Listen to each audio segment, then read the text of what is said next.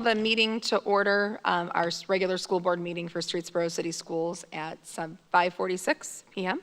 Mr. Kiffer, can you call the roll? Mrs. Bedford? Here. Mrs. Campbell? Here. Mr. Fulton? Here. Mr. Grimm? Here. Mr. Violi? Here. Great. Moving on to Pledge of Allegiance.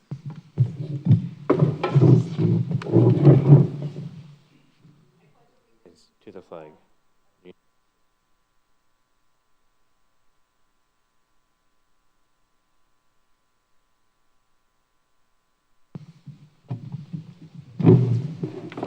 Okay, moving on to public comments. Mr. Kiffer, are there any public comments? There are no public comments tonight, Okay, thank you. unless I missed something. Okay. Moving on to approval of minutes. It is recommended the Board of Education approve the minutes from May 11th, 2023 as submitted. Motion to approve? I'll second. We have a first and a second. Any discussion? Hearing none, Mr. Kiffer, will you call the roll? Mr. Grimm? Yes. Mrs. Bedford? Yes. Mrs. Campbell? Yes. Mr. Fulton? Yes. Mr. Violi? Yes. Okay, motion passes. Moving on to superintendent report. Thank you. I'd like to begin with our positive reflection. I'll begin.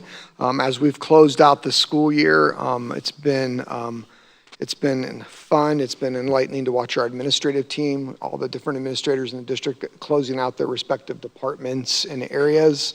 And as we close things down, they have very positive. They're very positive. They have very succinct plans for next year. They're excited, but they're all very tired. So I just wanted to do a quick shout out to the entire administrative team. I'd like to go next. Yeah, so I'll piggyback a little bit on that. At the end of the school year, I always tend to kind of reflect on what the year looked like and the challenges that we're aware of and our staff. And the one thing that really came to mind is that regardless of your position in a school district, everyone plays a role in educating our child and keeping that child safe and trying to keep them healthy. And, literally everyone, bus drivers, custodians, secretaries, everyone. So for me, it's really more of a thank you to everyone that works for our district and shows up every day for our kids. That is incredibly important. We have a really wonderful team here, so. Bedford. I'm just excited for summer and for our teachers and staff and principals and administrators, all of them, just to have a nice summer and to have some downtime with family and come back refreshed. So short and sweet this time.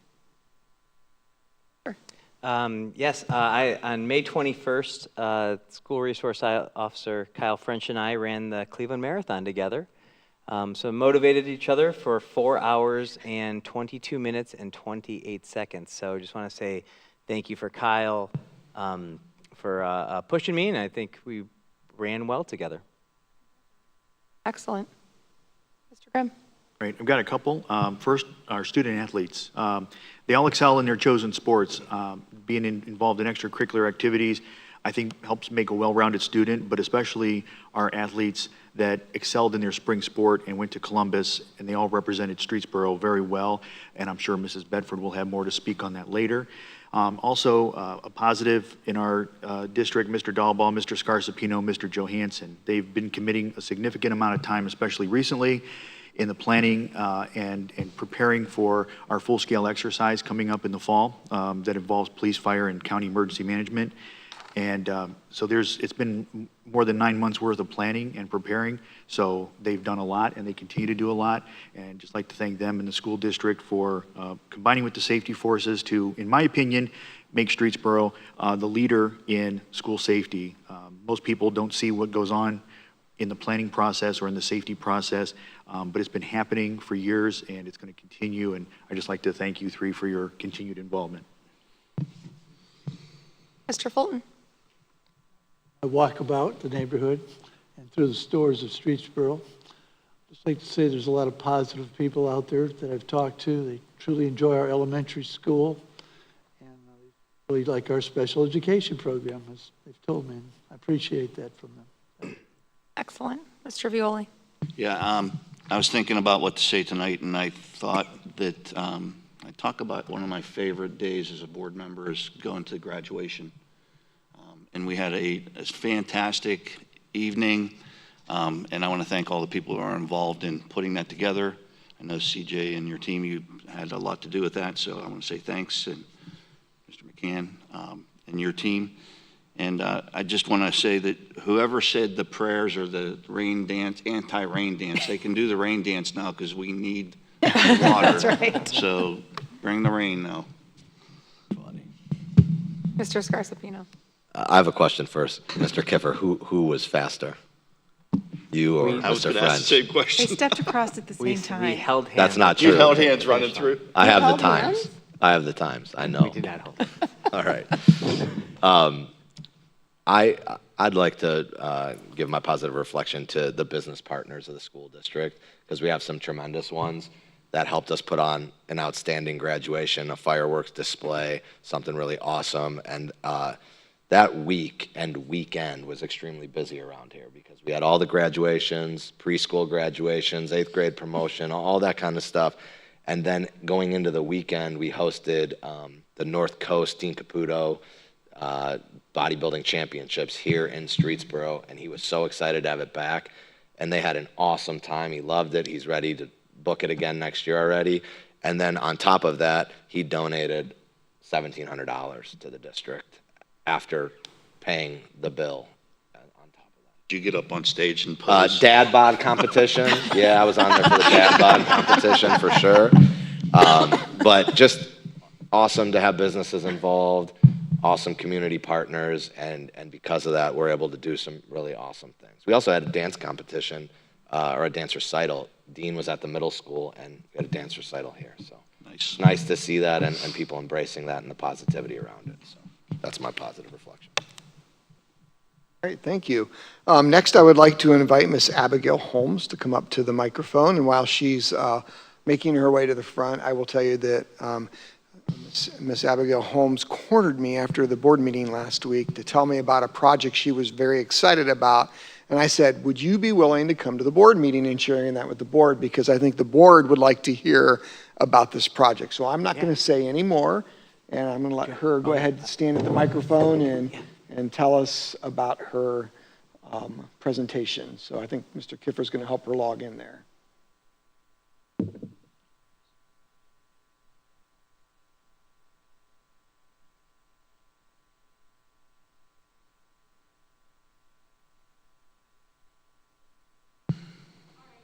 Hello everyone. My name is Abigail Holmes, as he mentioned. I'm currently at the high school. In this past year, the only band director that I've known as a high school student, Mr. Brett Dawson, has been released from our school district. Although he is no longer here at this district, he is helping make great advances for our band program. Throughout the past 2 school years, I've been applying for our school's leadership program in band, and it's a very, I would say, tedious process. There are multiple steps that frankly would scare some people away because there's just so much work that needs to be done. The final step, which is number 6, is our Dazzle project. I remember in May of my freshman year reviewing all of the material I needed to have done, and I kept thinking to myself, what in the world could a Dazzle project be? Well, from what I understood, a Dazzle project is something to not only show your determination, grit, creativity, and effort towards the band, it showed our director who we are and what we are capable of. This year, for my Dazzle project, I couldn't really think of exactly what to do, but I knew I wanted to take a step in the direction of benefiting the band program for years to come. I wanted to make an impact. I came to the conclusion of a proclamation, and that's what I'm here presenting to all of you today. Me and Mayor Broska had been emailing back and forth for around 4 to 5 months to make this goal of mine become a reality. This proclamation has dedicated September 17th to be the annual day to celebrate the Streetsboro City Schools Band program throughout our community. I chose the date of September the 17th because it was our first annual band show. Not only did it showcase the grit and musicianship our band students have, it showed what we are capable of, and I knew that it had to be something to be recognized. So I made my dream a reality. Not only will the band and our students have a celebration, I will be asking some of the local businesses if they can put forth anything as simple as a flyer in their storefront. Although the director who made this accomplishment, even an idea, is gone, I am more than excited to see where our new director, Mrs. Stephanie Bonnets, will lead us in the future. Finally, I want to thank Mr. Dalbaugh for allowing me the time to speak up here and present this accomplishment to all of you, Mr. Brett Dawson for giving me this opportunity of creativity, Mr. Glenn Broska for making this a reality, and finally Mrs. Stephanie Bonnets for coming into our program and taking things on immediately while having excellent communication with myself and our other drum major. Not only did this proclamation help make us celebrate the success of our band program, it also helped me achieve the goal of being one of our drum majors for our 2023 Marching Rocket season. So thank you again to everyone listed, as well as all of you for listening, and thank you so much, and I can't wait to see where our band program will go.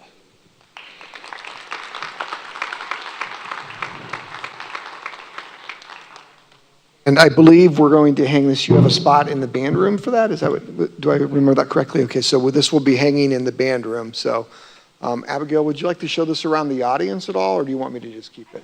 Okay, Can I say something? absolutely. Abigail, thank you. Thank you for taking the initiative and having the drive to get that completed. 4 to 5 months, many people would kind of putter out and not, move forward. That says a lot about you, and we're so proud of you. That's amazing. Thank you. Thanks, Abigail. Okay, moving on. I would like to invite Ms. Zanker to come forward, and I believe she's going to invite some students as well. And board, as she's coming forward, I don't want to tell you exactly what she's going to, everything that she's going to present, but we do give the option of senior projects at the end of the school year for our seniors, and Ms. Zanker and some students are going to come forward to share their senior projects.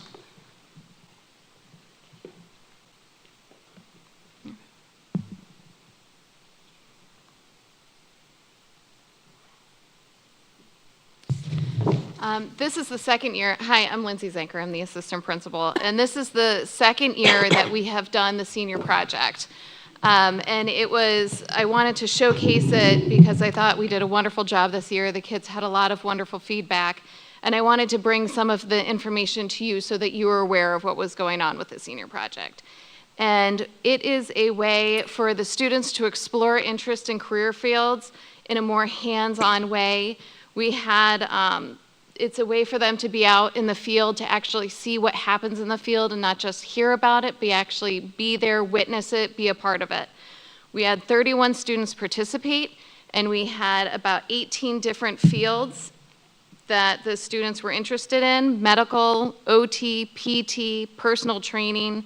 We had business owners with car detailing, carpentry, care facilities, barbershops, manufacturers, theater, acting, trucking, police, fire rescue, education in our district and districts of other places, and we even had a student working with drones, and you're going to hear a little bit about that today.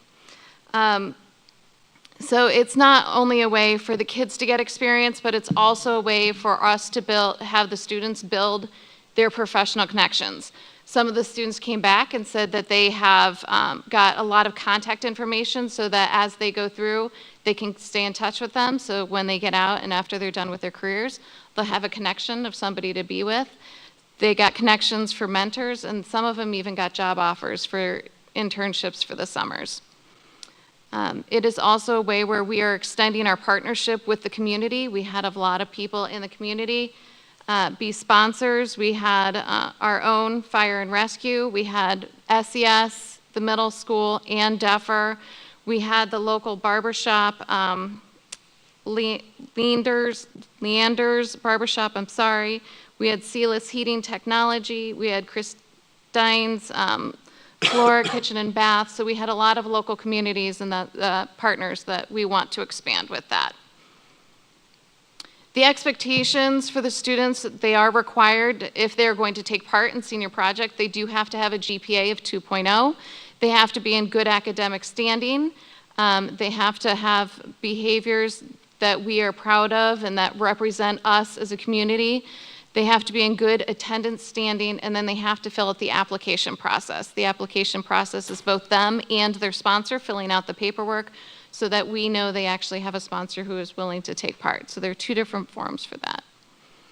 The requirements of the senior project is they're to complete a designated amount of hours, and they have to log those hours. The hours varied between 25 and 50 hours, and that was based on if they were in CCP classes, AP classes that they sat for an exam, and our TOE program. The When they finished up, they had to come in and be a part of the senior symposium, and that was to present a slide presentation to the other fellow students that participated in the senior project. And with that, we have 4 students who were willing to and wanted to come in and share with you a very minimized, shortened version of their presentations. So Max is up first. My name is Max McClory, and I did my senior project over at the Streetsboro Fire Department, and Captain Grimm was my sponsor there. I didn't really shadow Captain Grimm because he does more of the paperwork side of things, but I would shadow whichever engine was on or ambulance was on during that day, during the shift. I have a lot of pictures, so up in the top left is we were putting the hoses back on a fire engine that just got repaired, so I helped roll out all the hoses and make sure that all the water was out of them and cleaning them and all that. So that's one thing they do there is a lot of training exercises during the day. Once their training and all that is kind of done, they can sit around and just live there for the next 24 hours while they're on shift, but they do training there. There's another picture in the middle that is training, and they are watching a video on a fire that's happening, and they have to describe the fire that, like, when they see it outside the building. So see where the fire is coming from, what kind of smoke color is coming out of the building, and that's just a retraining exercise to make sure they know what they're doing. And then in the bottom left is the kitchen and dining area where we have meetings, meals during the day, and just hang around during the day hours. And in the top right is the command center. It's in between both bays, the ambulance and the fire bay. And it has the map on it where it shows what call has gone out. It gives a little information about it. It has who's on shift that day, a lot of information, and it's a good place to go so they know where they're going. And then the bottom right is the ambulance bay. There's 3 ambulances. I was riding on the first ambulance you see in the picture. One thing I really learned for this experience is, for my future, I learned a lot more about the career. I didn't really know this going into it, but paramedics have a lot of paperwork that they do every call. It's about 20 minutes per call, which is interesting. So I learned about a lot of things that were job specific, but I also learned a lot of different skills. And then I also determined if I could handle it. It's a very difficult and intense job at times, so it was nice to be able to know that I was able to handle some of the things that they see on those calls. Solidified my career choice. It's something that I really enjoyed and I want to go into, and it also expanded my educational path. I wasn't sure about the fire side going into it, but after going through and talking to a lot of the people that I worked with, I've decided I'm going to go and get my fire as well. And also networking. A lot of the people that work there work at like 4 different places. So I have people that I know out in Reminderville, Stowe, Kent, all these different places. So it's going to help me for when looking for jobs in the future. And it's also got me very excited for my future. I'm really excited to go off to college and get my paramedic and my fire and get into the workforce. So I really appreciate that opportunity, Captain Grimm. And yeah, that's what I did for my senior project. Thank you. Thank you.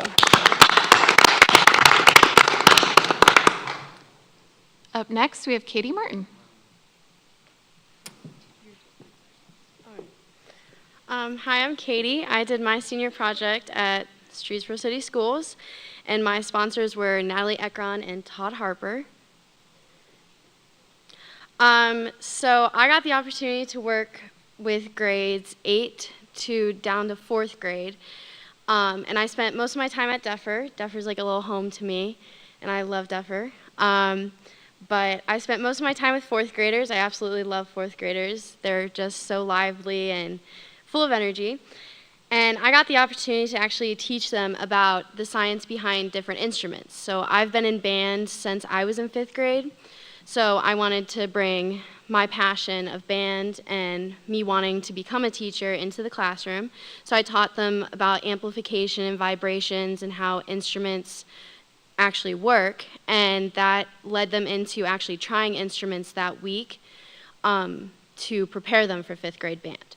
So I taught them about, I think in one of the pictures, the one with like the pink tube, you swing it around and like the sound shows like amplification and breaking the sound barriers and how that happens in instruments. I showed them the difference between double reeds and then singular reeds, because I play both of those. And then just different examples of like the difference between ukulele and then guitar and just like the size of instruments. So my goals for my senior project were to better understand the differences between 4th through 9th grade, and then try to determine what subjects I was interested in teaching and what I wanted to major in, and then to help create a positive learning environment. And I achieved all my goals, and I have determined that I want to major in language arts and social studies for college, for education, and it will be middle childhood. So that's 4 through 9. So then at DEFR, we did One Book, One School and introducing the PACS program. So in the one picture, I'm reading the book Pi for their One Book, One School. I was one of their readers for the day. And then the rest of the pictures are the PACS program. So the PACS program is something at SES, I believe, and they're introducing it at DEFR right now. It was a 4-week, so like a whole month of May thing. They introduced this program, which just is data-driven, and it teaches them positive behaviors. And it was a bit of a rough patch to go through it because some of them didn't really like the program at first. So we took a break and did some line dancing. So that's what 2 of the pictures are. And that was just an idea I came up with so they can take a hot break, and then we just got back to it. So that was my project.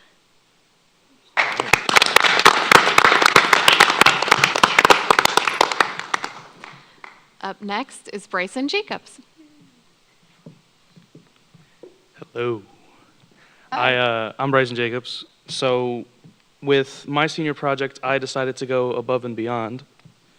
And I actually worked with a company outside of Ohio named Resolute ISR. They just moved from from Nevada to Michigan. But during the project, I was down with them in Tampa Bay, Florida. So pretty much, I worked with the company named Resolute ISR. They're known for making their birds, which are drones that they're using to help with the military right now. They are an upcoming leader in drone design and technology. The stuff they do is really, really cool. I was fascinated, so pretty much what I did for about the 2 weeks is I built some parts for them in their CAD. They have a specific type of plastic that they use in their 3D printers that they're able to use in their planes. It's durable and light, and while being really tough and not break very easily. So this is SOF Week. This was a big convention down there in Tampa, Florida. It's pretty much like Toys R Us for grown men.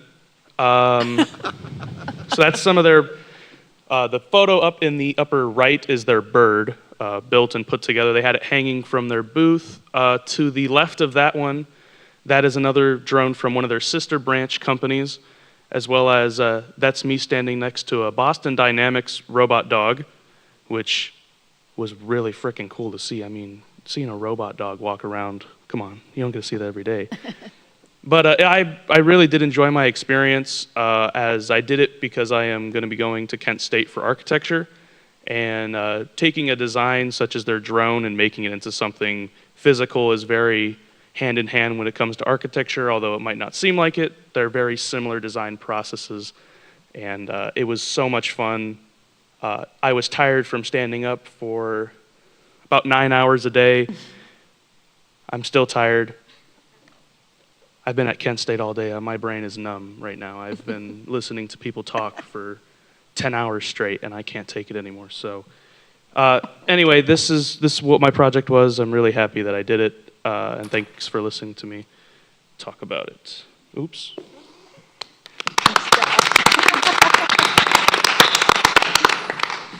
And up next is Courtney Morgan. Good evening. So I did my senior project online, which sounds weird saying, but I was online for half of my high school career. So I kind of adjusted to this really well. I shadowed some actresses. My sponsor, his name was Mr. Curtis Benjamin, and he gave me access to meet these 2 actresses so I could learn some days in their lives. One of them her name is Tabiana Ali. She is a TV actress. She's in an ongoing soap opera called General Hospital. And then the other girl, her name is Brooke Jones, and she just does small little commercials. So what I learned with my senior project, I learned a lot of things about acting and stepping out of my comfort zone because I'm awkward and very uncomfortable in certain situations. But they made me feel very comfortable with acting, and they taught me a lot of things. So the first thing that they taught me was how to take a headshot. You'll always need those when going into auditions so they can get a feel of what you look like and if you'll be perfect for that role or not. Another thing I learned was how to audition. They gave me insight to this app called Backstage. It gives you auditions and roles that you can find locally or out of state if you're going there. There's also home jobs that you can do online and send in, so you don't have to go out and go there. So the final thing that we learned some tips and tricks, of course. One of them, it's called 3 C's, and I remember it because my first name is C. So you have to be calm, confident, and collected when going into auditions, and it's kind of also a thing you should be in life, because if you're not calm, then you're stumbling and then you're messing it up, and oh, I'm so sorry. And then if you're not confident, then you're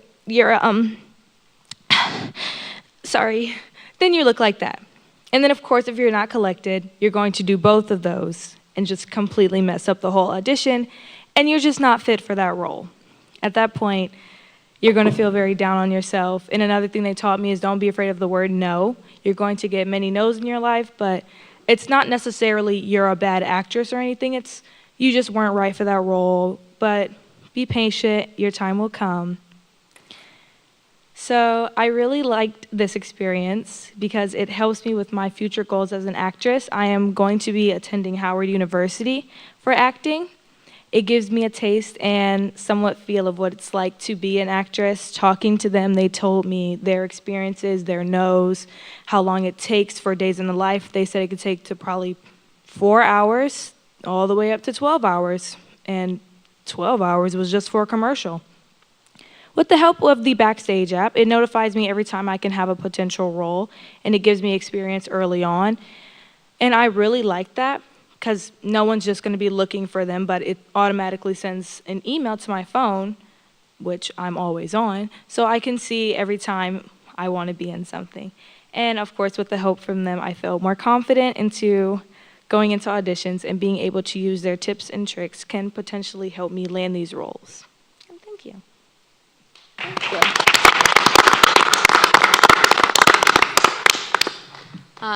Those are just a little bit of insight into the presentations we had, and I took their slides, and they had many, many slides, and shortened it to a sweet and condensed version of what they had to say. The presentations were absolutely incredible. They were supposed to be 3 to 5 minutes, and some of them were 15, 20 minutes because they were so excited to share what they had to say. On the screen right now is a QR code because we would love to be able to open this up to other sponsors in the future and into the community to get more of our community involved and our students out into the businesses in our community in Streetsboro. So I created a QR code for a Google form where people can go in and volunteer to be a sponsor in the years to come. So thank you very much for your time. Thank you. Thank you. Thanks, Ms. Zanker, and board and audience, and those of you who are watching this on YouTube. This really gives us a good glimpse of a comprehensive education in Streetsboro City Schools. These are some of our brightest and most promising students, but very frankly, this district is filled with just great kids, and this is a small snippet of that. So students, parents, thank you again for coming and presenting. Let's give them one more round of applause.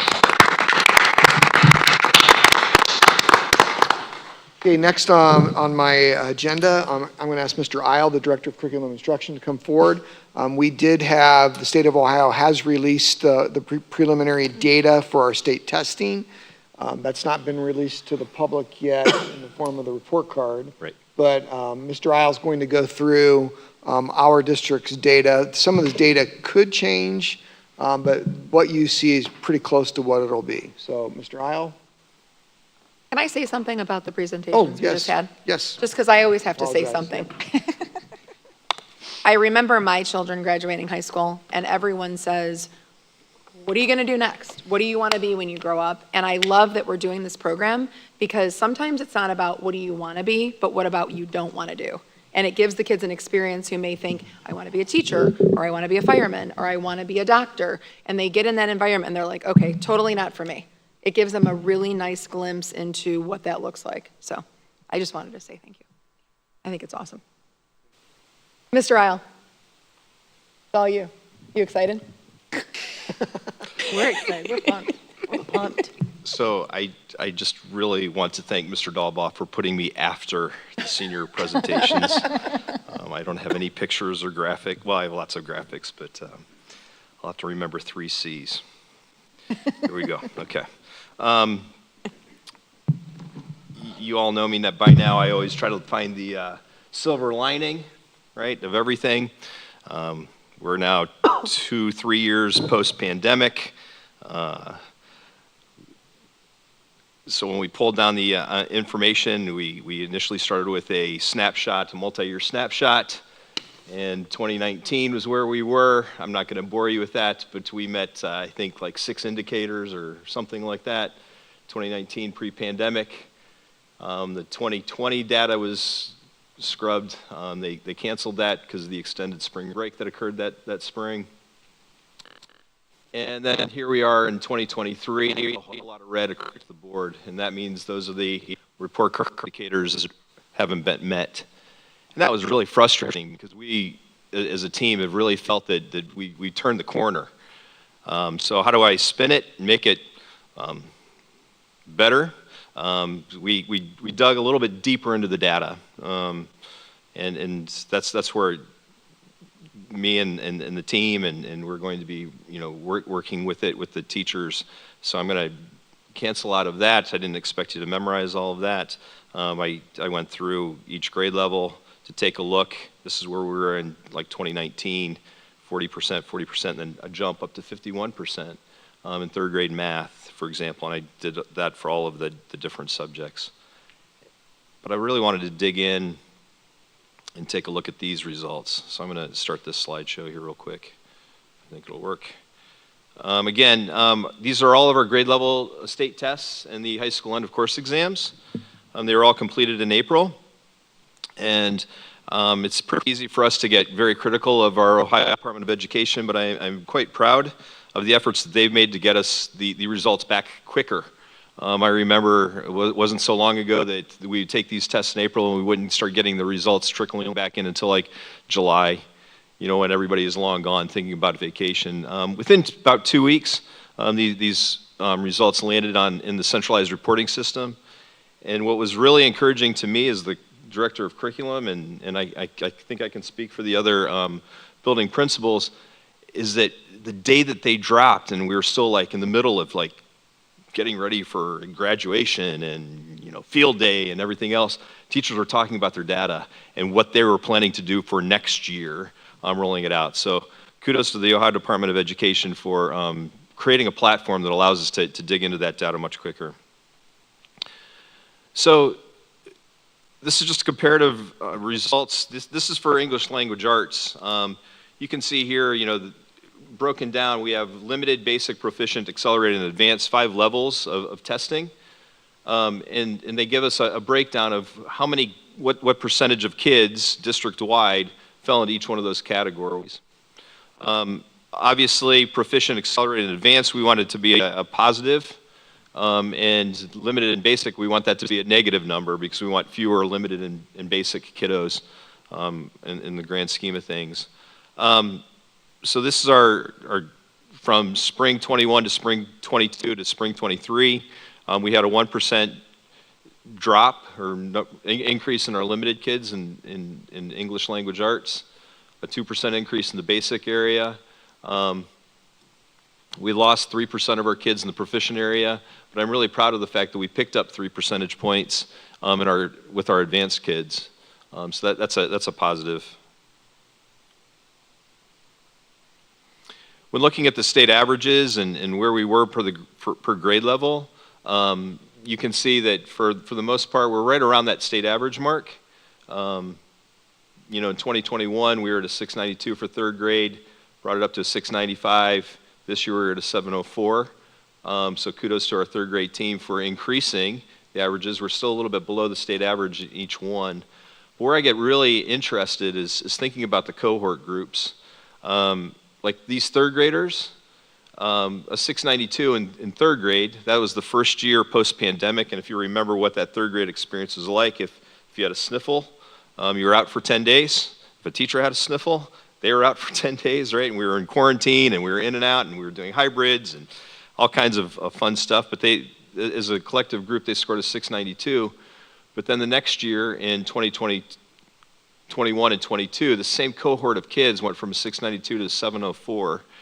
That's a lot of good work on their part. And then 1 year later, they grew from a 704 to a 712. So in just that 2 year span, when you look at it that way, we grew our kids from a 692, which is 8 points below the proficient score, to 12 points above the baseline proficient score. So again, when you dig into the data, you can see that we're making progress.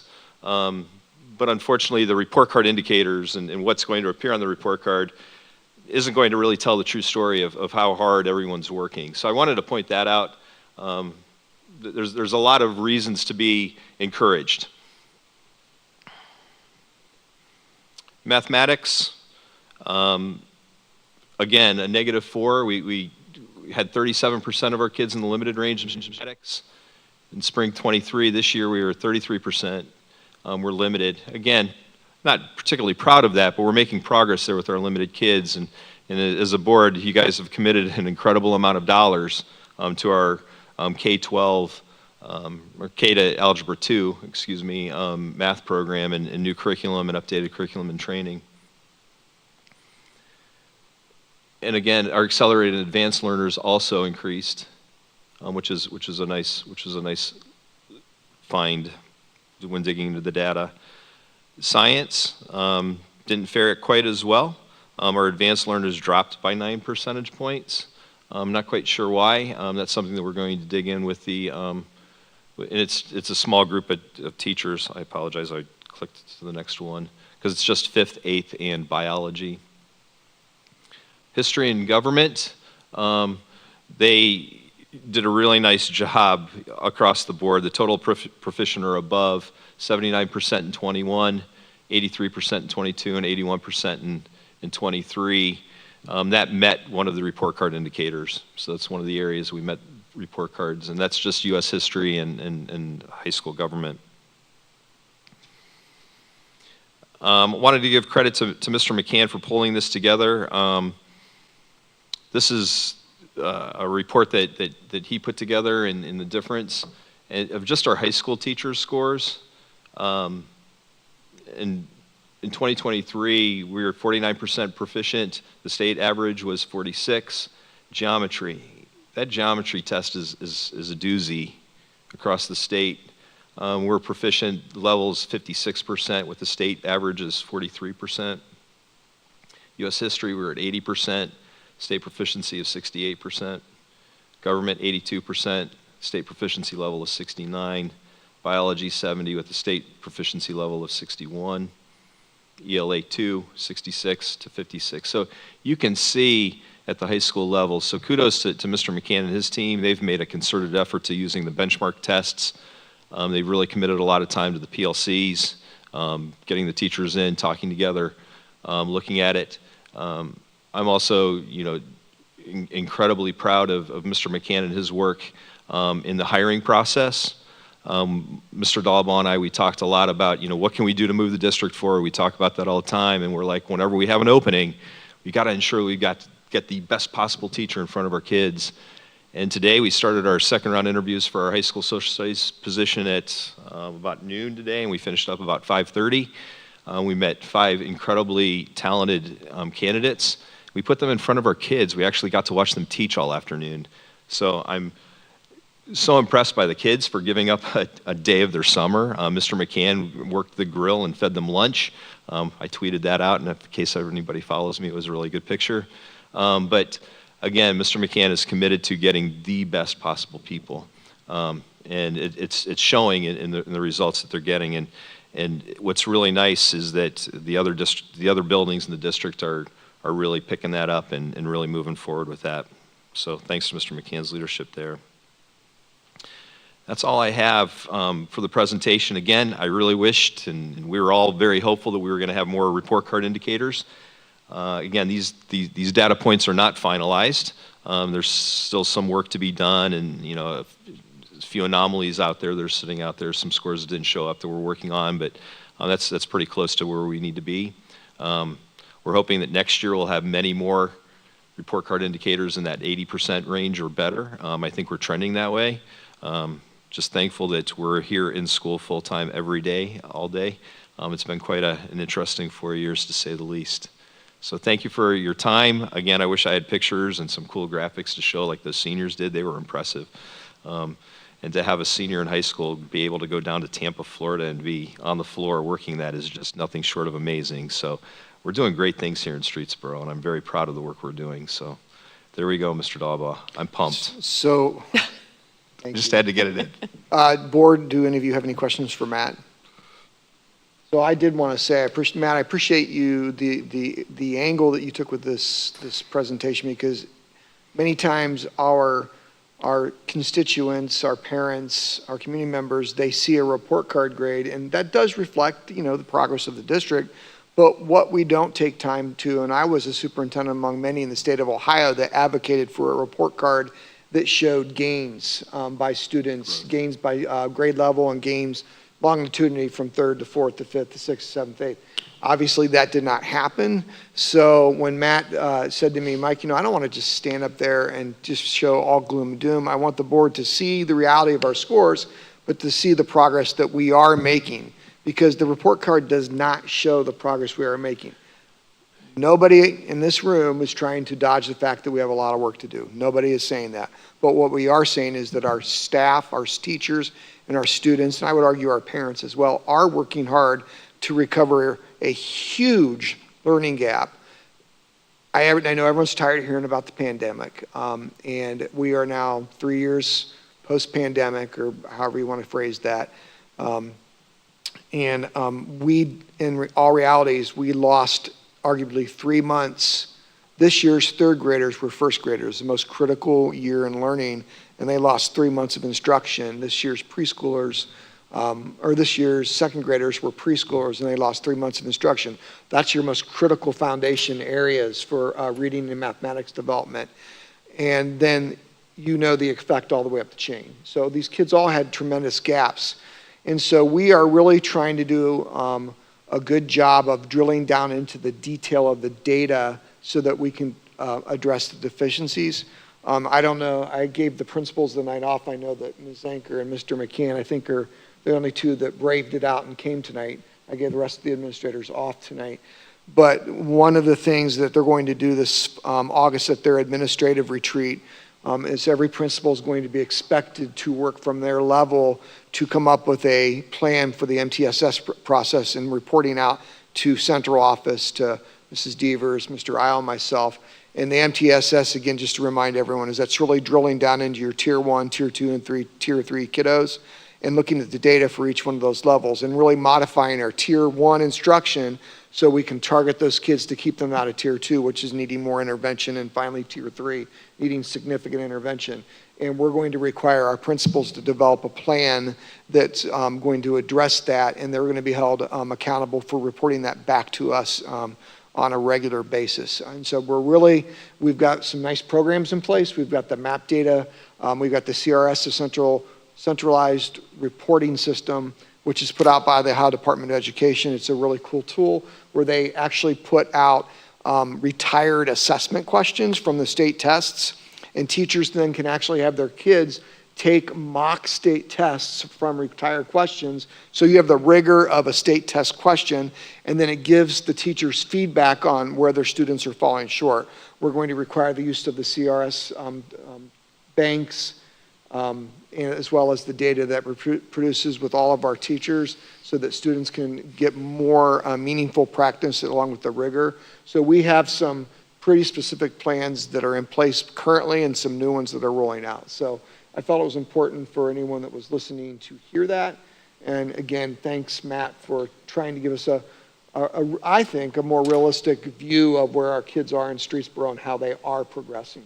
So board, I know I just spewed a lot, so I don't know if you have any additional comments or questions for Matt before he takes Well, I have one more graphic that I meant to throw up there before I clicked thanks that I was done, and CJ gave me the nod that I'm going to be able to have his time tonight for whatever reason, so I'm kidding, CJ, I'll keep you time. But if you guys could direct your attention, if I were in charge, I'm not, of ODE, and instead of having that percentage of kids that meet the proficient mark, I would love to take a look at the district averages of districts. Like in 2022, in the area of mathematics, we had 1, 2, 4 grade levels that were in the proficient range. And this year we had 1, 2, 3, 4, 5 that were in the proficient range. Algebra 8, 9, they went from a 704 to a 699. They were only 1 point away from that. 8th grade math, we always pull off the top students in 8th grade and move them to algebra. So there's always a little bit of a drag, but I want to give a shout out to our 8th grade math teachers from going from a 691 to a 694, raising the bar. In the area of science, you can see that they've been in the proficient range or district averages in the green zone both years. American history and government, the same thing.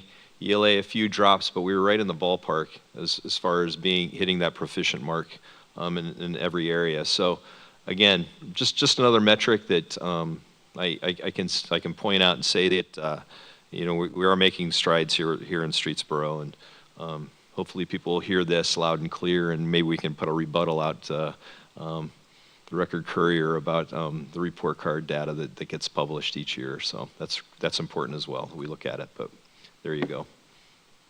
And now I am done, Mr. Dahlbaum. So thanks. Thanks everybody for letting me speak in. Any questions? So Mr. Fulton, put that in the back of your mind when you go down to ODE and in charge of that area. Okay. All right, we'll talk more. Thanks everybody. Okay, and finally, I'm going to conclude my report with 2 quick updates. One, our own 88.9 WSTB radio station, which we are broadcast on all the time. It's a student-led radio station, for those of you who don't know.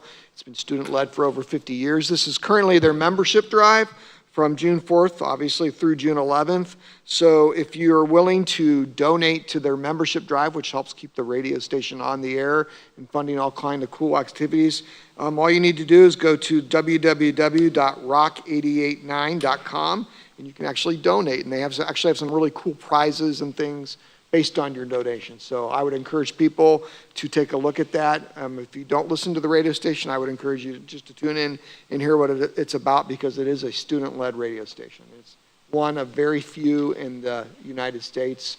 And when we built this beautiful building, we actually upgraded it to a fully digital studio.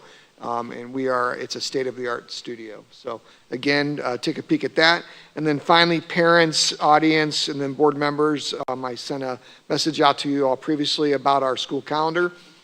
Parents, we do have a slight modification to the calendar that was posted on the website. There is a new one that says revised, and we will make sure that we educate our community on that when we come back to school, because really right now, nobody is really particularly looking at the website or following anything because they're in full summer mode. But we are delaying the start of the school day for students by 1 day. So we are now starting students on Thursday, August 24th, rather than August 23rd. And we're adding an extra day for staff in order to have safety professional development centered around school safety.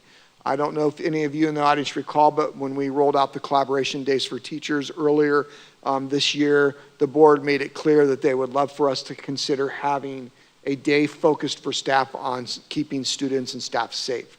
So it won't be that entire day, but a large chunk of that will be dedicated to reviewing all of our safety protocols and such.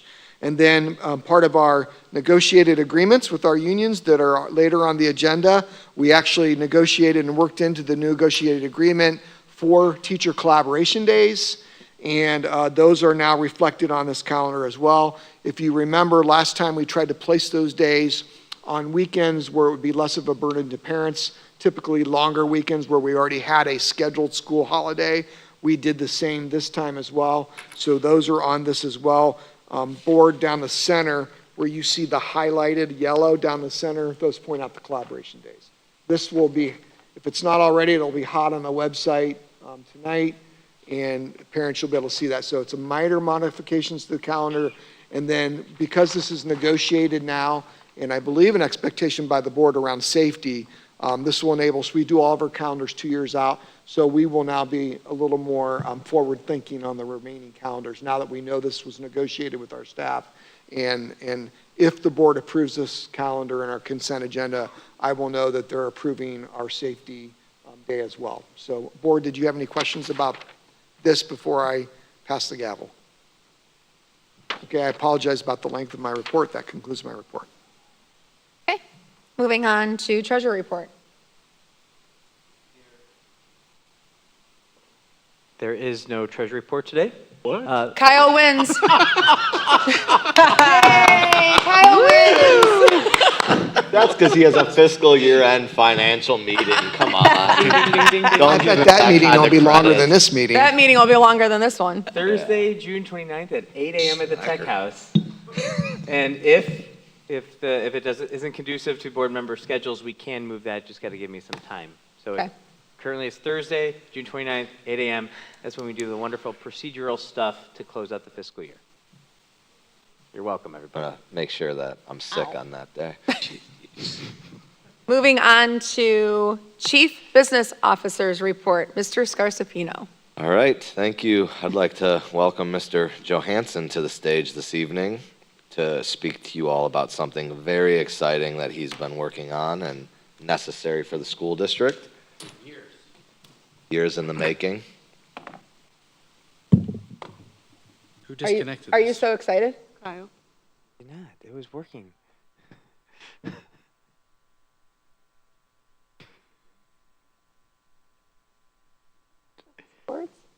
Kyle took them all apart. You just saw the man that presented.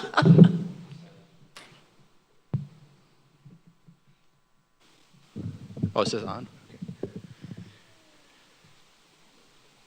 Yes. Just like my heart. Just like my heart, he said. When he decided to leave. Yes. Can't take this True. guy anywhere. True story. Hold on. Gotta just recover, no problem. Today,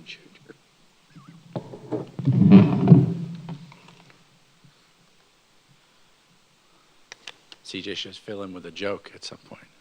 Well, I No, was we don't just joke. gonna We don't have fun. I was going to start No going fun. on with the report, but then I figured you No. would not be pleasantly No, happy don't with steal that, my thunder. so. I'm talking about serious business. We know how regimented only. you are, Mr. Johansson. Listen, All right, let's get this show on the road. who's in charge of the Wi-Fi and network speed over here? Not me. Not me. Okay? I am in charge of it. So You I'll are. take responsibility for That is it. accurate. I am responsible for it. So, thank you for having us. Once this loads, I want to share with you today some things that have come together pretty nicely for us, but it's been a long road. But I am excited to announce that we are moving to a new phone system over the summer. And when we say new phone system, that means sort of desktop classroom phones. It has been not necessarily the bane of my existence, but it has been one of the systems on campus that has been in a critical condition for a long time, and we haven't really had a good solution to it. So we are here. So I wanted to share just a little bit for the board so you have an idea of where we have been. So the current phone system, the one that's outgoing, is proprietary. It's by Cisco. Cisco's a big network provider, obviously, and it's using Call Manager, hosted on site. So that's several servers and calling gateways throughout every building that we are responsible for. Outdated handsets. So we have handsets in some of the buildings that are very old and haven't been manufactured for a long time. No ability for us currently to add handsets, to bind new devices to the system, to kind of buy additional devices and get them to work. So it's been kind of like when we need a new phone for someone, we're like, all right, well, let's see where we can go and find a handset that we can then plug in. Server costs, obviously looming. Full replacement is something that's been considered or been an issue for a long time. It's very, very expensive, so I've never had the fortune to have the budget in working with CJ over the last couple of years to sort of say, all right, let's do it, let's get it replaced. So that's been kind of in the wings there. And then we really have no control because of the system. It's out of date. We don't have control over the auto attendance and recordings. And so when you call the board office, you know, it says, thanks for calling Streetsboro City Schools. That is an employee that's no longer here from a recording a long time ago, and no voicemail to email, et cetera, et cetera. So I spent the last 2 years or so researching and procuring phone systems and looking at 2 different pathways, basically. Looked at alternatives, costs, what could we do, what could we live with, what could we live without. Model 1 would be to replace the same current system with another Cisco system. So we worked with our partners down at Spark to see what they could do and kind of host it with Spark, but it would still rely then on hardware that would have to be here in the district. And so then to replace that, to get it up to speed, if you will, we were getting estimates from Spark between 70 to 90K just to replace the hardware. That did not then include handsets. And so then we would be okay in terms of servers and whatnot, but not for handsets. Model 2 would be a VoIP or a hosted service with someone else, and there's a cost then per user per month. So the new phone system, just to give you an idea, it's hosted by Zoom. That's the same company that hosts video phone calls. They also are a full phone carrier system. It's super easy to use. Desktop extensions that will then ring through to any device that you are on. So if you're an administrator, it'll ring on your desk, it'll ring on your laptop, it'll ring in your pocket, wherever you're at, and then you can call anyone using their extension instead of trying to figure stuff out. So you can call from your cell phone, just dial an extension, get to where you need. The auto attendance, which is, you know, welcome to Streetsboro City Schools, and IVRs, that's a voice response technology. So if you say one, or press one, it'll go to the same thing. Super easy to manage. They're all text to speech, or you can record something, but text to speech is the quickest way to say, you know, here are the options, press 1, 2, 3. We'll do handset refresh for all spaces. And then administrators, front office folks will then also get an external number that'll be a direct business line to that person. So then when you're calling out, if you're calling parents and whatnot, then you get a number that isn't your own cell phone, or you can set it to the district's number, however you want. Very easy to manage. This is what the handsets look like. I have one here because they came in today. Some of them, this is the classroom version. They're very simple, 2 lines, nothing fancy.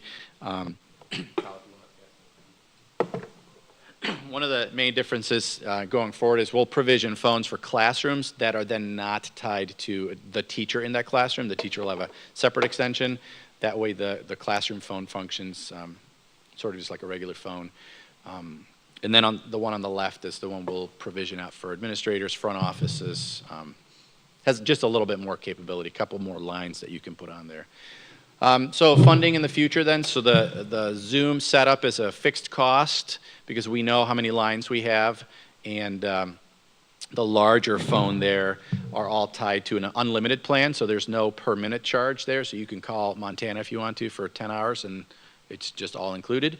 We don't see a lot of calling from classrooms either way, calling out, calling home. That'll be metered, and we know that that's minimum, or minimal as it is anyways. So the cost then came in after we negotiated, and I took the lead on this project and negotiated with Zoom, a little bit, right around like $1,000 a month. And that's super reasonable for 400 some extensions with the capability that we get. And then we negotiated, you know, they had a 1 year, and then, you know, month by month or whatever, 36 months is the typical kind of a 3-year, let's get it up and rolling. And that is covered by the safety grant because all of the phones have paging capability. And so again, if you're running Zoom on here, I can now page every single handset in the whole district from wherever I'm at and say lockdown or seek shelter or evacuate or whatever it is. We can page by building, page by district. You can even program your desk phone to have sort of those speed dials. So from my desk phone, I can just hit boom, and it'll immediately go on the page. So that ties it to safety. And so we're able to pay for it using our safety grants and some other grants. Handset refresh, I used connectivity grants that we apply for and get. They come every year, but the handsets are about $25K sort of, and we're working with a vendor there that has also given us aggressive price breaks because we're working with Zoom. So to give you an idea on the handset that we passed around, that'll retail for about $120. And then if you go to this other vendor that specializes, they'll sell for $68. And then when they find out that you work with Zoom, they're like, "Oh, we'll sell it to you for $37." So we were able to get bang for the money there. And then, so we're starting to think about our phone system as a real safety infrastructure piece in order to be able to use it. So that's where we're at. Any questions about the phone system? With my company, and it's awesome. Yep. And I have the app on my phone. If someone Yep. calls me, it comes through to my cell phone, but it looks like they're calling my work number. Yep. And if I call out through Zoom, it looks like it's my work number. Yep. It's awesome. Or you can hide your caller ID, right? Correct. Or say, I want to show up as the Streetsboro City Schools. Yep. And then that's how you show up. There's the capability too, there's ad hoc recording. So if you want to record, you just go boop, I want to record the call. We have a calling queue. So if you want to call and there's an emergency, you'll get connected to the internal emergency team. That'll immediately start recording so that there's a record of that phone call so that we don't get a lot of prank calls either, is the idea. So Well, and the best part is we've had no interruption in service Yep. in a year and a half I've been with them. Yep. So it's a good, Yep, very stable and Very stable. So far, we made about 250 phone calls or so, and there's a quality of service dashboard that you can dial up and say, like, who are we connecting to? What's the quality of each call?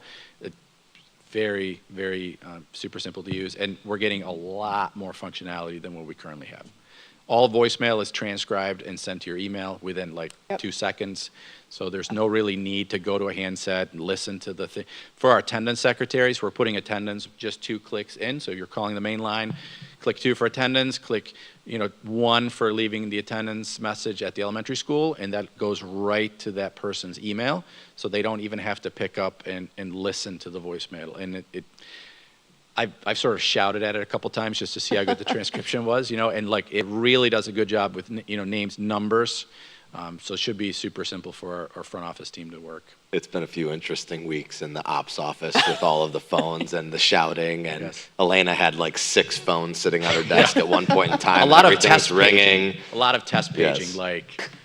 Poorly. Yes. Does this model have caller ID on it also?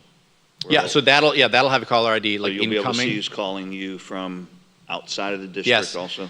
So the way the way we do it now, like we don't have a ton of call that we patch into a classroom, and that'll be the policy going forward too. So if you're calling at 10 in the morning, you're like, I want to talk to Mr. Violi, we're going to transfer you to your voicemail.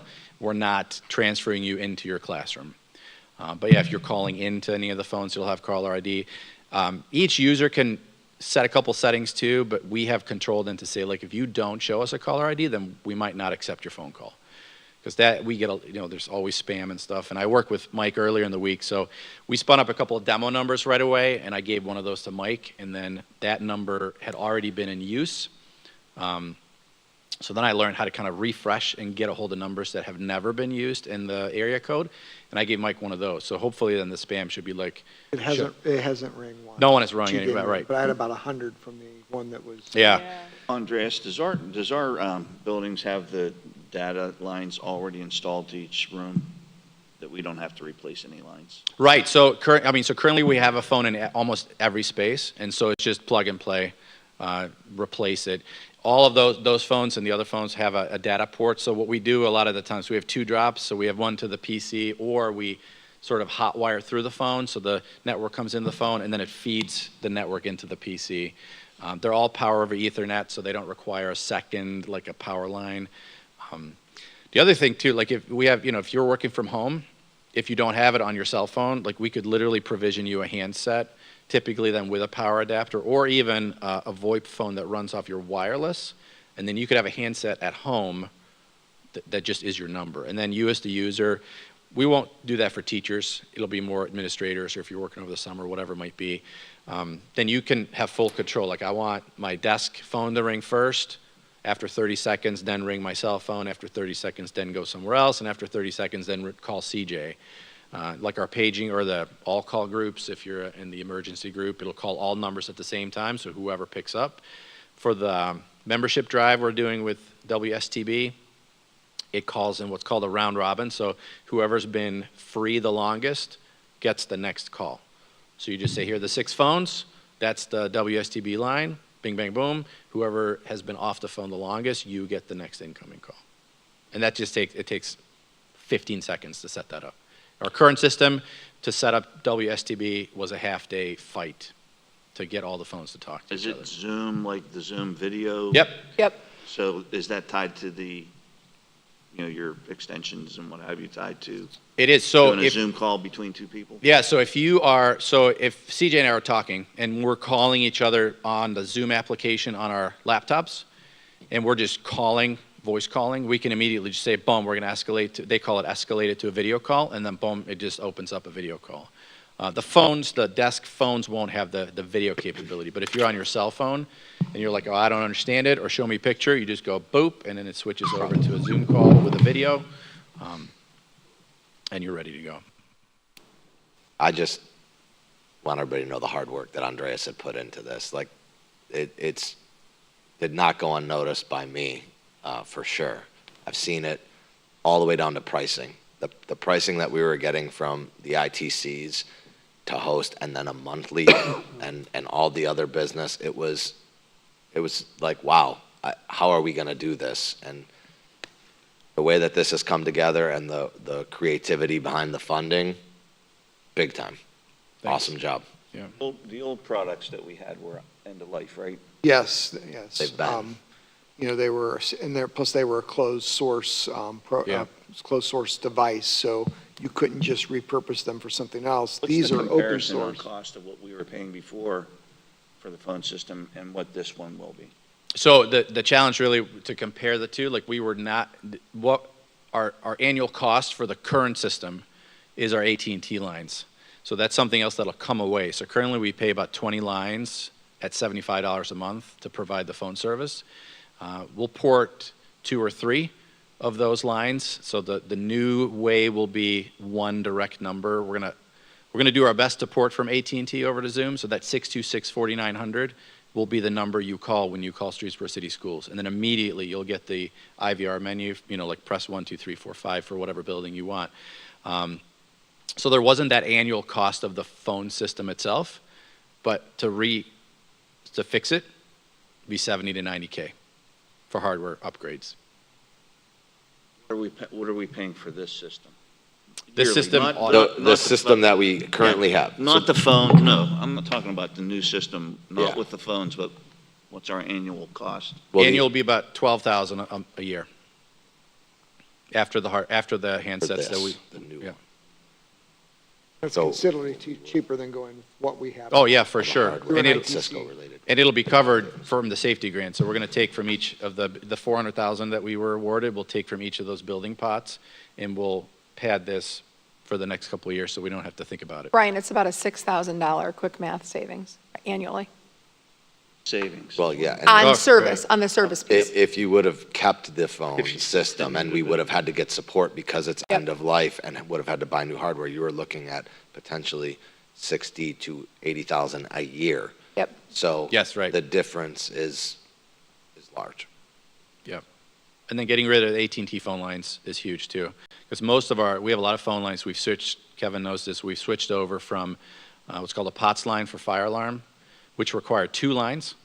And AT&T doesn't care that it's almost never used. So they're like, oh, we'll charge you 2 times $75. So we switched to cell dialers. So for the fire alarm monitoring, it uses a cell dialer. So we're going to get rid of those phone lines. That'll be in the next year. I don't want to sort of like, oh, June 1, cut all the AT&T lines, because that's a bad idea. So we're going to roll one more year. AT&T is not super awesome at identifying their phone lines. We've had their techs out, like, can you show me where this number is? We don't know. Don't know what building, what device it connects to, I have no clue. So We're not voice over IP right now, but this is, right? I mean, this is voice over IP, because technically you're calling voice over IP in the district, and then one of the gateway servers produces that into the AT&T phone line, right? So the only difference, this is voice over IP the whole way, as opposed to into a hard line. So. Any other questions on that? But the last question I have is, because my spouse and I were discussing this the other day, because I laid this out to her, and I said, well, if you were a teacher, would you want an extension, this and that, whatever. How does the board feel about having an extension that you could then get voicemail into? If it doesn't cost the district additional Right. funds, I would be open Yeah. to that. So all of our teachers will be provisioned with extensions, and I'm kind of debating whether or not we do it for all of them, but my spouse is like, well, I should be able to call my teacher, but maybe a bus driver doesn't need an extension. But all of those are free, and so we can just provision each board member with an extension. So if you call in and you want to talk to a board member, we can transfer you into an extension, and then you get that transcribed into your email. I'm okay, I'm Or totally not, okay with that's fine that. too.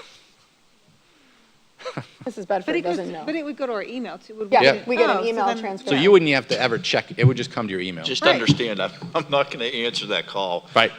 I'll check my email. I Right. like the idea because I Me have too. it I'm now like, at I'll work. just, that's cool. But it's a really smooth thing. When you leave a message, Yeah. Right. a customer leaves a message for me, it goes directly to my email, and I get it on my phone, and I can look at the email and see who was that called. Yep, I mean, it's a nice feature. I would definitely enjoy it. yep, so we can do that. Super easy.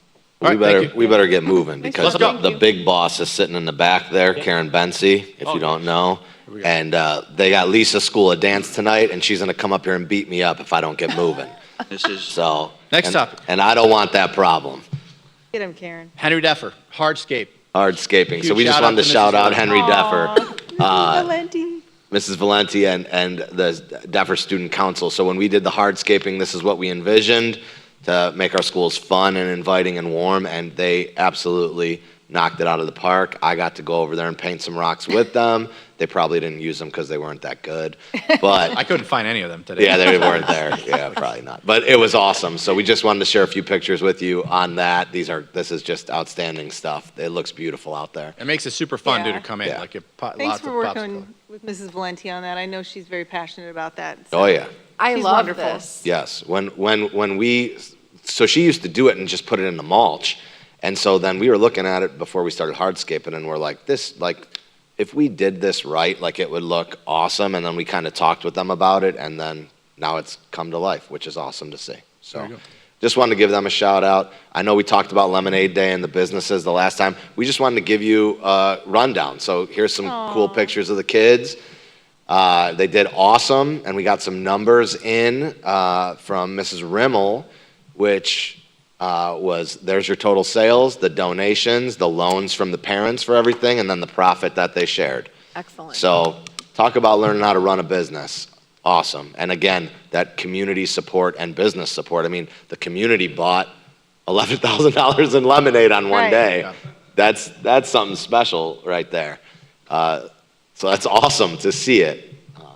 So we wanted to just share that with you because, So cool. we talk about it, but then, the rollout and how Right. it actually happens, you don't get to see sometimes. So the loans. the parents loan money to the kids to get the cups, Yeah. The lemonade, the lemonade mix cookies. and everything that they need to do it. So Or a Did they business. give them a Yep, low or a business interest? gives a loan. yes, I think it was a 0% financing, I believe. 72-month 0% financing. Not when my kid did it. I made her pay me back. I'll tell you what's super cool is my son was in 4th grade when Kathy Bentley started doing this. He was in the first class that participated in Lemonade Day, and it's so cool to see it's still happening. Yeah, it's awesome. And what's even cooler for the ops department is that we had some people in district that were gonna have some other things other than lemonade, meaning like cookies and baked goods. Yep. And so they were trying all kinds of new recipes and were having us be the guinea pigs for the taste test.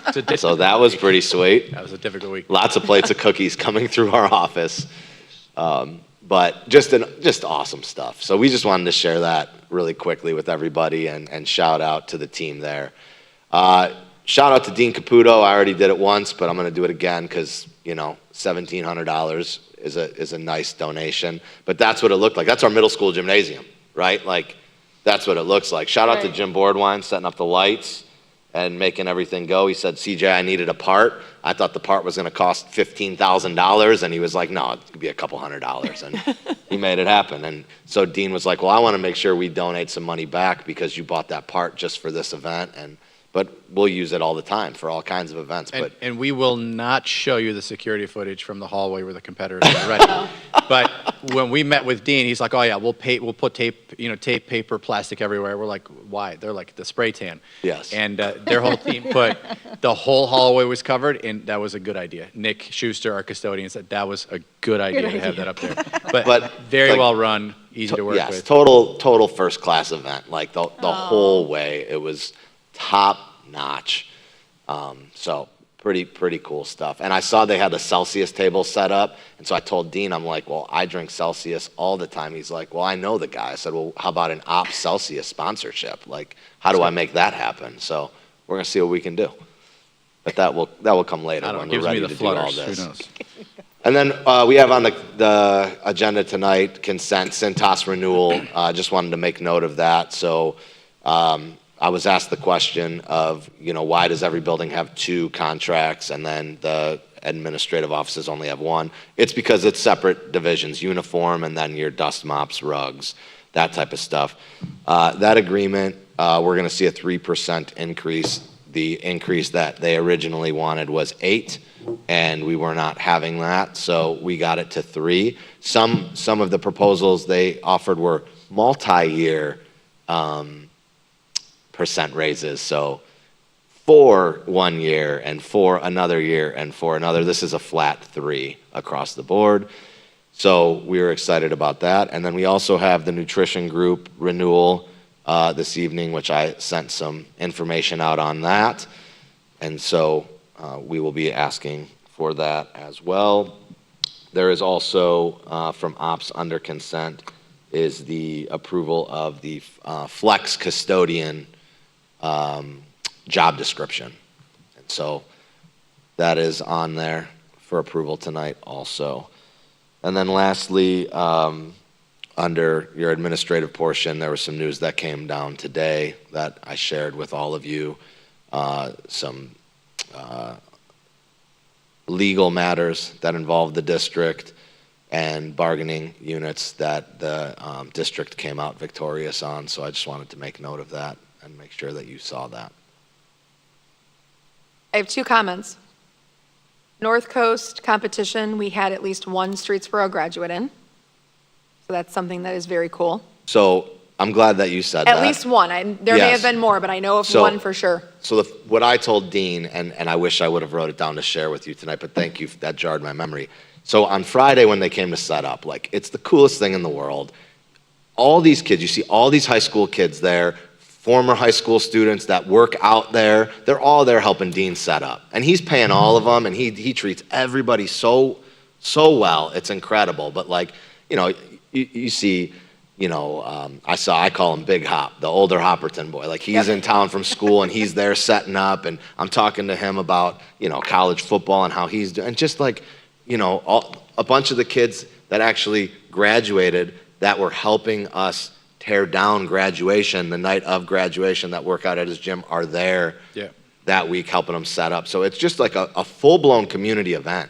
Like, it's a full-blown community event all the way down to he had 2 former students and Thrive, I believe, performers sing the national anthem.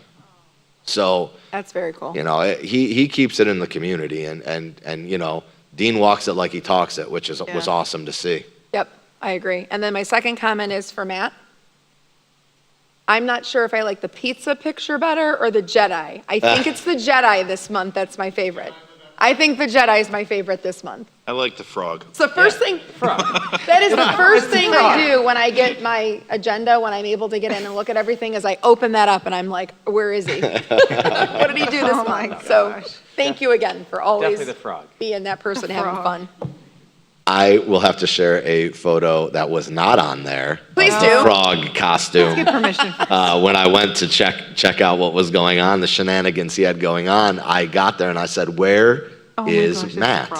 I can't find him." And I was told, "Well, you should check the freezer."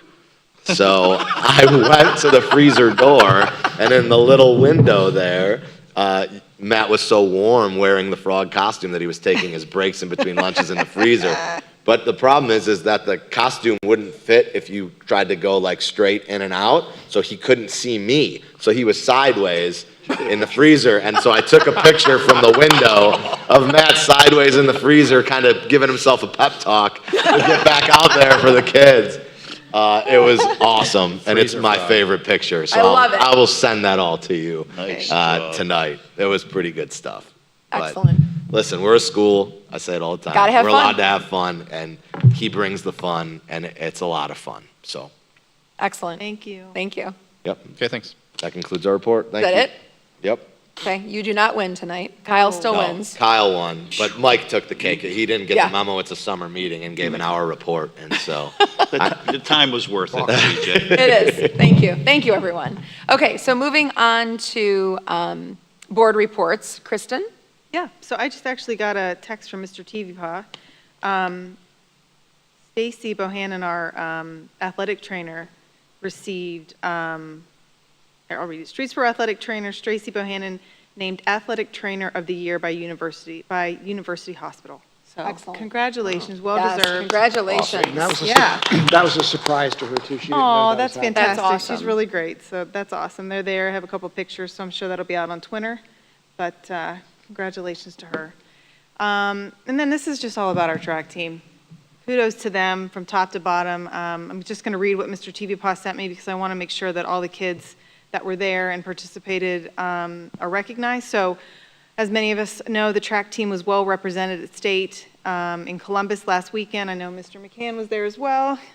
And we had 11 student athletes competing. Our relay team members were Makai Schuster, Eric Tiller, Charles Ivory, Mario Pulio, I believe, Kylan Rue, Amari Steve, Garrett Tiller, and Braden Hodge. Senior, Kevin Murphy ran the 300 meter hurdles, I apologize. Senior Zach Vale ran the 1600 meter race. Senior Makai Schuster finished third in the 400 meter race. And junior, I hope I say her name right, you guys can correct me, Milana Sobi, did I do that right? Our seated athlete was our state champion in shot put and the 800 meter race. She also finished third in the 100 meter and 400 meter races. So congratulations to all of our track stars that are there, but that's just awesome to have a state champion. So Mr. TVPA gave me some historics here. So Milena joins an elite group of Streetsboro athletes to be crowned as state champion. The last state champion in this district was Dakari Carter, who won the 800 meter in 2014, 15, and 16.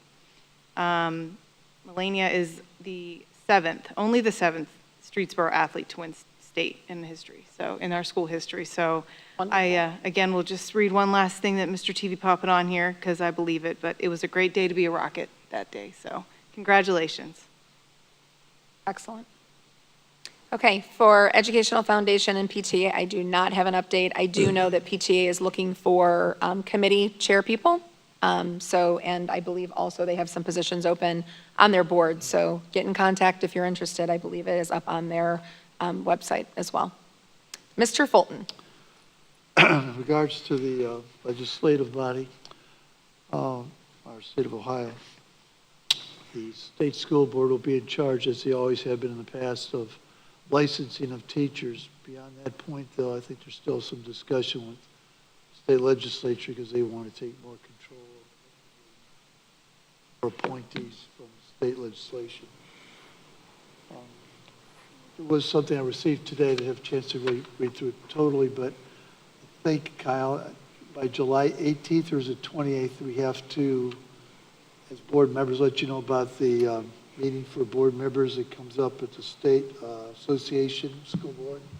It's November 11th through 14th, that meeting. But we have to let you know if we're going to it by 18th or 28th of July. Yeah, we will communicate with the board for who's in, who's out. Yep, for the conference, yes. Yeah, you can let me know, Mr. Fulton, when you decide if you're able to make it in November. Okay. Any additional updates? For legislative, I'm sorry, Yes, go ahead. President Campbell. The Senate released their version of House Bill 33 that does affect school funding, so I should be able to give I will give a more comprehensive update in July, because now it's almost wrapping up. House released theirs 3 weeks ago. The Senate released theirs, I think, 2 days ago. And there's obviously differences, there's positives, and it wasn't as many positives coming out of the Senate. And I'll keep it at that, and I'll give an update in July. Great. Mr. Grimm. Real quick, Streetsboro Band Boosters Car Wash with the students continue over the summer. This Saturday, they'll be at Big D's from 10 a.m. to 2 p.m. They ask that you use the Market Drive entrance, and that supports the Streetsboro bands. And look for them throughout the city for the next couple months. Follow Streetsboro Band Boosters on Facebook for the latest updates. That's all I have. Excellent. Mr. Violi. Yes, I believe I sent everyone the meeting notes from last Maplewood meeting, but Yes. just to give you a little bit of insight as to what the meeting was, the featured program was the culinary arts program. One of my favorite subjects is the Maple Leaf restaurant there, and it's the kids run that restaurant, and I didn't know all the details, but I got to spend one day last year like in the classroom with the kids and learning what they learn. They run that restaurant, but it's not your typical like restaurant, hamburgers, hot dogs, and whatever. It's every week they have a different menu. They put it out, and it's a different cuisine. So they're learning how to cook and make every type of food around the world. But the one thing that was interesting to me is that they provide these kids some experiences that you wouldn't get at a restaurant. There's a spice, it's called saffron. I don't know if anybody has ever used it at home. I never have because it's so expensive. But they get to get the kids involved in having that experience and using that type of spices that are out there available. I just thought it was interesting, and the board got to sample some things there. So it was the first thing you walked into was it was a geez, I can't even remember. There were so many things. There was shrimp. They had filet mignon on like a stick. It was like a surf and turf kind of a thing, like an appetizer. As soon as I walked into the one classroom, they're cooking scallops right there in front of you and handing them off as hors d'oeuvres. But these kids did a great job, and I just wanted to mention that that you won't have that experience unless you can get to that Maplewood restaurant in the next year. I know it's closed now. Did anybody go to the Meat Fest? Anybody go to the Meat Fest? I'm a little jealous right now because Ops frequents that restaurant all throughout the year, and then we don't get the behind-the-scenes VIP. We gotta talk to Chef Buckley. I don't know what we're doing, Andreas. We gotta figure that out. You guys have been promising me for years you'll take me. I haven't gone yet If you either. let me know on a Thursday you want to go up there and see, I will make sure that we get back in the back and take you through. Sounds good. I'm always hungry after your report. Every time. The food those kids make is awesome. So do they go to restaurants, or do they then go to culinary school, or is that culinary school? How does that? Most of those kids will have a job if they want to. Yeah. Now, when I was there last year, I did meet a young gentleman that was a senior, and that was 2 years ago, and he graduated, and his goal was to have a food truck, because that's a big thing right now. Oh, yeah. Very And I big. believe he's out in California. He started his own business, has a food truck, and is going to get a second one. So some of these kids have pretty big, dreams that they can experience, but they have all the tools necessary and all the technology in that restaurant that Great. any restaurant that's out there has. So these kids can go and get a job right out of high school. And some of them are working through high school. That's awesome. And some decide they want to go to, future, career path and be a chef. But they can do whatever they want, dream what you want and be what you want. I actually asked the chef to host a breakfast for my colleague superintendents earlier this year, and I fully expected to pay quite a bit of money, and I mean, literally, it was the same price as a nice dinner out with my wife on the weekend. And he fed, I think there were 15 of us there, and we couldn't finish everything. Most of their meals are like $12 if you go for lunch. And you're not going to walk away hungry, I guarantee you that. The kids ran the restaurant last year, and it was profitable. They didn't have to ask for any money from the board, but I mean, they have a pretty good following. There's one guy that goes there every single day they're open, so it's like clockwork. No, we CJ's scope there. the menu out. We CJ try will to be go there once a every day. week. That's awesome. Okay, moving on to consent agenda items. It is recommended the Board of Education approve the consent agenda items B through AA. I'll move. Second? I have a first and a second. Any discussion? I would just like to, as usual, call attention to the donations. Especially Mr. Caputo's donation of $1,744.75 to the district. Very much appreciated. We also had a large donation donated by the OSHAA to the athletic department, and that was for coordinating and hosting 2 regional OHSAA regional meetings. So a thank you to those who have donated. And the OSHAA, that was through Randy, Yep. Mr. TV Pawn, who, it was a surprise for that donation. It was really Wonderful. nice. Yeah. That's awesome. Okay, any discussion? Hearing none. Mr. Kiffer, will you call the roll? Mrs. Bedford? Yes. Mr. Grimm? Yes. Mrs. Campbell? Yes. Mr. Fulton? Yes. Mr. Violi? Yes. Okay, motion carries. Moving on to superintendent recommendations. I have 2. Item A is recommended the Board of Education ratify the negotiated agreement between the Streetsboro Education Association and the Streetsboro Board of Education for the period from July 1st, 2023 through June 30th, 2026. Motion to approve? I'll second. We have a first and a second. Any discussion? Just a quick comment, and this is in reference to both negotiated agreements before you tonight. We worked very hard, our administrators and both association representatives, both teams, and we were able to come to agreement on both contracts in under 5 days. That's the first time, I believe, in more than 20 years that we've agreed upon negotiated agreements that quickly. I will speak from the board team side. We were very happy with the outcome of the negotiations. We believe that we reached very fair, equitable agreements, and the feedback I've heard from both associations has been very positive. Awesome. Thank you. That's Yes, wonderful. thank you to everyone involved for wrapping that up in less than 5 days, or 5 days or less. Okay, Mr. Kiffer? Mr. Grimm? Yes. Mrs. Bedford? Yes. Mrs. Campbell? Yes. Mr. Fulton? Yes. Mr. Violi? Yes.